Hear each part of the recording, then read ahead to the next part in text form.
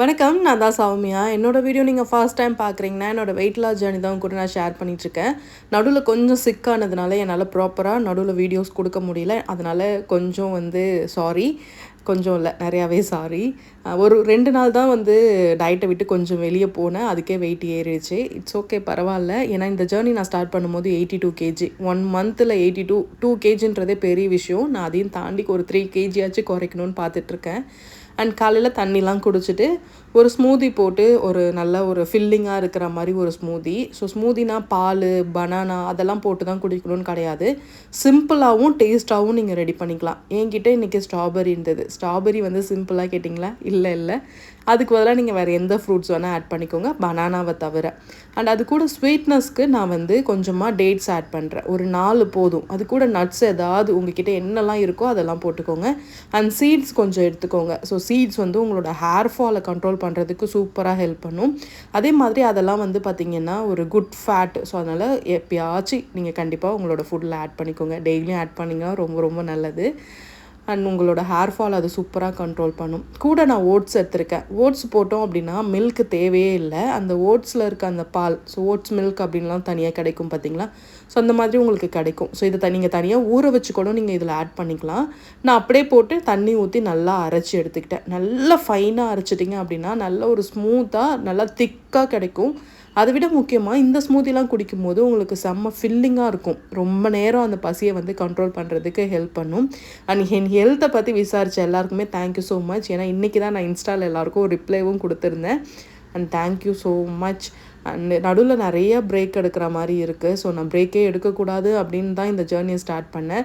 So நான் சும்மா இருந்தாலும் என்னை சுற்றி நடக்கிறது எதுவும் எனக்கு எல்லாமே ஆப்போசிட்டாக இருக்குது. It's okay. ஸோ இதை குடிச்சு முடிச்சுட்டு அதுக்கப்புறமா நான் லன்ச் ப்ரிப்பேர் பண்ண போயிட்டேன். அண்ட் தண்ணி ஒரு நாளைக்கு 4லேருந்து 5 லிட்டர் கண்டிப்பாக குடிச்சிருவேன். அது எப்படின்னா, காலையில் வாக்கிங் முடிச்சுட்டு ஒரு 1 லிட்டர் குடிப்பேன். அண்ட் பிரேக்ஃபாஸ்ட்டுக்கு முன்னாடி 1 லிட்டர். காலையிலே என்னால் 2 லிட்டர் குடிச்சிட முடியும். அதுக்கப்புறம் சாப்பிட்றதுக்கு முன்னாடி 10 நிமிஷம் அப்படின்ட்டு ஒரு அரை லிட்டர் குடிப்பேன். அப்படி இல்லைன்னா டீடாக்ஸ் வாட்டர். ஸோ இந்த மாதிரி கவர் பண்ணிப்பேன். நீங்களும் ப்ளைனாக குடிக்க தண்ணி போரிங்காக இருக்குது அப்படின்னா இந்த டீடாக்ஸ் வாட்டர் சொல்லுவோம்ல, இல்லைனா இன்ஃப்ளூயன்ஸ் வாட்டர் சொல்லுவோம்ல, அந்த மாதிரி ஏதாவது புதினா, லெமன், குக்கும்பர், பழங்கூட நீங்கள் எது வேணால் கட் பண்ணி தண்ணியில் போட்டு வச்சு குடிக்கலாம். ஸோ அது உங்களுக்கு ப்ளைன் வாட்டராக இல்லாமல் நல்லாவே இருக்கும். அண்ட் மதியம் லஞ்சுக்கு பன்னீர் தான் எடுத்திருந்தேன். பன்னீரை இன்றைக்கி நல்லா ஃபிஷ் ஃப்ரை மாதிரி நீட்டாக கட் பண்ணி வச்சுருக்கேன்.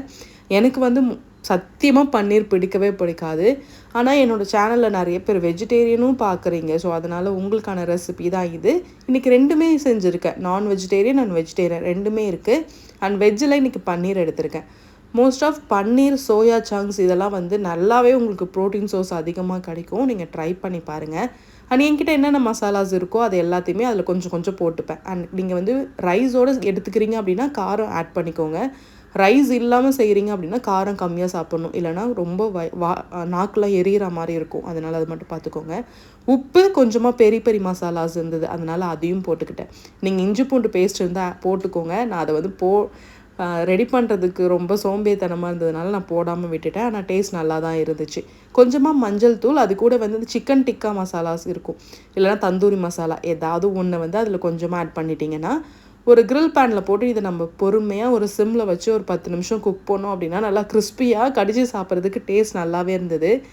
எனக்கு பிடிக்காமல் இருந்தது. ஸோ கொஞ்சம் அப்படியே ட்ரை பண்ணி இப்போ ஓகே, கம்ஃபர்டபுளாக சாப்பிட்ற அளவுக்கு வந்துட்டேன். முன்னாடிலாம் பன்னீர் மசாலாவாக இருந்தாலும் மசாலா மட்டும்தான் தொட்டுப்பேன், பன்னீர் சாப்பிட மாட்டேன். ஸோ அந்த மாதிரி இருந்த பர்சன் இப்போ கொஞ்சம் கொஞ்சமாக மாற ட்ரை பண்ணிவிட்டு, ஸ்டார்டிங்கில் கொஞ்சம் கஷ்டமாக இருக்கிற மாதிரி இருக்கும், போக போக பழகிடும். ஸோ எதுவாக இருந்தாலும் சரி. ஆனால் அது நல்லதாக இருந்ததுன்னா கஷ்டப்பட்டு ஏற்றுக்கோங்க. ஸோ மற்றபடி தேவையில்லாததெல்லாம் கஷ்டப்பட்டு ஏற்றுக்கணும்னு அவசியமே கிடையாது. அண்ட் நான் கிரில் பேன் இருந்ததுனால அதில் போட்டுக்கிட்டேன். ஸோ அது கிரில் பண்ணால் அந்த கோடாக இருக்கும், பார்க்குறதுக்கு நல்லாயிருக்கும்ல. அதனால் நீங்கள் தோசை தவாலே போட்டு கூட எடுத்துக்கோங்க. அண்ட் இது கூட ஒரு வெஜிடபிளும் எக்கும் எடுத்துக்க போகிறேன். ஸோ இதுதான் இன்றைக்கான லஞ்சுக்காக ப்ரிப்பேர் பண்ணது. ஒரு நாள் நல்லா ஒரு மூடாக இருக்கும், நம்ம பண்ணிடலாம் ஓகே அப்படின்னு ஒரு ஹாப்பினஸ்ஸாக இருக்கும். ஒரு நாள் எதுக்கு இதெல்லாம் பண்ணணும் அப்படின்ட்டு நம்ம மூடு அப்படியே மாறிக்கிட்டே இருக்கும். ஒரு மாதிரி டென்ஷனாக இருக்கும், தலைவலிக்கிற மாதிரி இருக்கும். ஸோ இந்த மாதிரி எல்லாமே இருக்கும் தான். அதெல்லாம் நம்ம கொஞ்சம் தாண்டி வந்தால் தான் மச் பெட்டர்.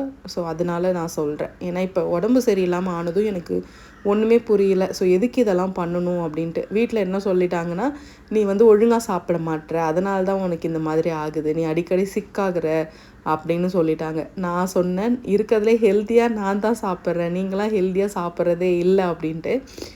ஸோ அதுக்கும் இதுக்கும் சம்மந்தம் கிடையவே கிடையாது. ஏன்னா உடம்பு சரியில்லைன்னொடனே ஃபுட்டு தான் இதுக்கு மெயின் ரீசன் அப்படின்னு நினச்சிப்பீங்க. ஸோ அது கிடையாது.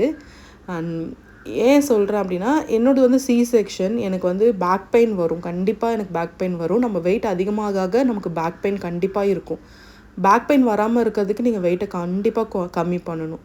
ஸோ எனக்கு வந்து பில்லோ வச்சு படுக்கக்கூடாது. டாக்டர் ஃபர்ஸ்ட்டு சொன்ன அட்வைஸ் அதுதான். பட் ஆனால் பில்லோ இல்லாமல் என்னால் தூங்கவே முடியாது. படுக்கும்போது பில்லோ இல்லாமல் தான் தூங்குவேன். ஆனால் காலைல எழுந்தும்போது எல்லா பில்லோவும் என்கிட்ட தான் இருக்கும். ஸோ அந்த மாதிரி பர்சன்றதுனால தான் நெக் பெயின் வந்துச்சு. நெக் பெயின் வந்ததுனால ஃபுல் பாடியும் ஒன்றுமே பண்ண முடியல. ஸோ அதனால தான் ஒரு 3-4 டேஸ் ஆகிடுச்சு. அண்ட் ஸோ இது என்றைக்கு எடுத்தனே எனக்கு ஞாபகம் இல்லை. ஸோ அந்த அளவுக்கு நேற்றும் எடிட் பண்ணணும்னு நினச்சி போடணும்னு நினச்சிட்டே இருந்தால் நான் போடவே முடியல.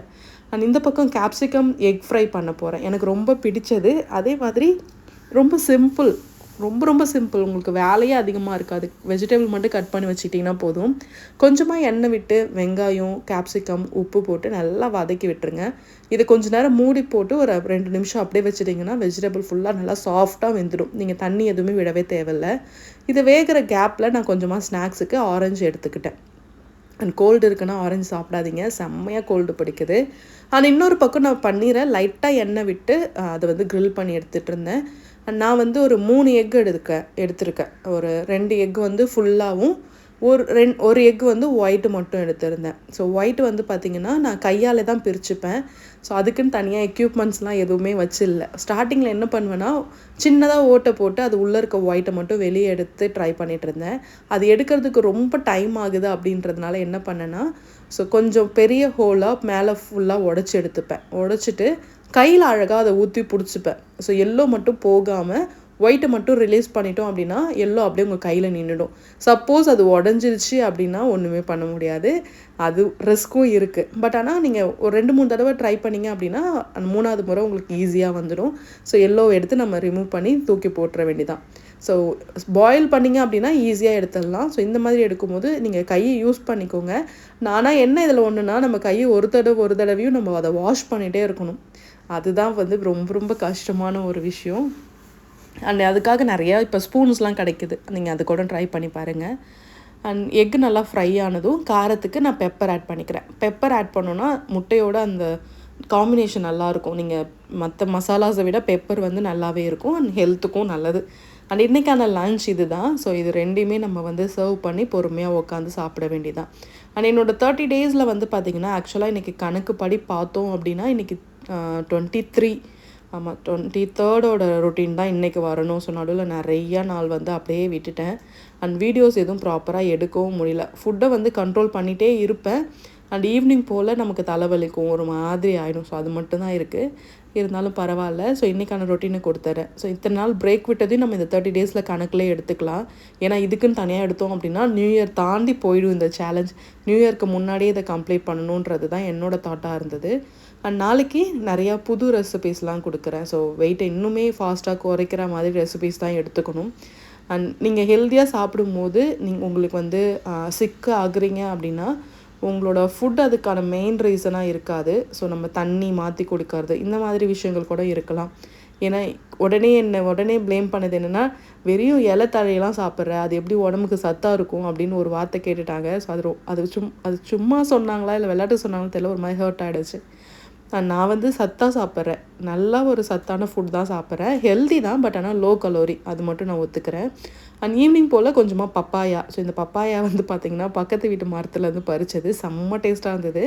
அது கூடவே கொஞ்சமாக வந்து மின்ட் வாட்டர் எடுத்துக்கிட்டேன். ப்ளைனாக டீ காஃபி அவாய்ட் பண்ணிவிட்டு இந்த மாதிரி தண்ணியில் போட்டு வச்சோன்னா தண்ணி கலர் மாறிடும். ஸோ அந்த கொஞ்சம் வெதுப்பாக தண்ணி கலர் மாறினதுக்கப்புறம் நீங்கள் குடிச்சிடலாம். ஸோ இதை முடிச்சுட்டு அதுக்கப்புறம் ஓகே, ஸோ இதுக்கப்புறம் எதுவும் வேண்டாம் அப்படின்னு ஒரு மைண்ட் செட் இருந்தது. அண்ட் ஈவினிங் போல் கொஞ்சம் வெளியே போயிட்டு, அண்ட் வெளியே போனாலே தெரியும் லைட்டாக பசி எடுக்க ஆரம்பித்து நம்ம ஏதாவது சாப்பிட்ணும் அந்த மைண்ட் செட் வந்துடும். அதனால் நீங்கள் சேலஞ்செலாம் இருக்கீங்க அப்படின்னா முடிஞ்ச அளவுக்கு வெளியே போகிறத அவாய்ட் பண்ணிக்கோங்க. அண்ட் ஆஃபீஸ்க்கெலாம் போகிறவங்களுக்குலாம் ரொம்ப கஷ்டங்க, சீரியஸாகவே கஷ்டம் தான். ஏன்னா என்னால் ஒரு நாள் வெளியே போயிட்டு வீட்டுக்கு வரதுக்குள்ளே எதுவும் சாப்பிடக்கூடாதுன்னு இருக்கிற எல்லா கடவுளையும் வேண்டிக்கிட்டு தான் போவேன். அண்ட் ஸோ இன்றைக்கான வீடியோஸ் உங்களுக்கு பிடிச்சிருக்கும் அப்படின்னு நினைக்கிறேன். ஸோ வெளியே போயிட்டு என்ன சாப்பிட்டேன் அப்படின்னா, ஐ திங்க் பானிபூரி சாப்பிட்டேன்னு நினைக்கிறேன். ஸோ எஸ், ஸோ ஓகே அப்படின்னு சொல்லிவிட்டு அதுக்கப்புறம் நான் வீட்டுக்கு வந்துட்டோம். அண்ட் வீட்டுக்கு வந்துட்டு மற்ற வேலை எல்லாத்தையுமே முடிச்சுட்டேன். ஒரு பக்கம் நான் யூஸ் பண்ணுற வெசல்ஸ் எல்லாத்தையும் வாஷ் பண்ணி வைக்கிறேன் அப்படின்னா, இன்னொரு பக்கம் தனியாக விளாட்ற வெசல்ஸ்லாம் வாஷ் பண்ணி வைக்க வேண்டிய வேலையும் எனக்கு இருக்குது. அண்ட் லீவ் வேற விட போகிறாங்க. எப்படி போக போகுதுன்னே எனக்கு தெரியவே இல்லை. And so thank you so much. நிறைய பேர் இன்ஸ்டாவில் மெசேஜ் பண்ணியிருந்தீங்க. எல்லாேருக்கும் நான் ரிப்ளை கொடுத்துட்டேன் அப்படின்னு நினைக்கிறேன். அண்ட் தென் ஸோ என்னை விசாரித்த எல்லாருக்குமே தேங்க்யூ. நாளையிலேருந்து கண்டிப்பாக ப்ராப்பராக வீடியோ கொடுத்துட்றேன். அண்ட் வெயிட் வந்து பார்த்திங்கன்னா ஏறும் இறங்கும். ஸோ அதெல்லாம் போட்டு மனசில் குழப்பிட்டே இருந்தீங்க அப்படின்னா உங்களால் எதுவுமே ப்ராப்பராக பண்ண முடியாது. டேக் கேர் அண்ட் சேஃபாக இருங்க. பாய்.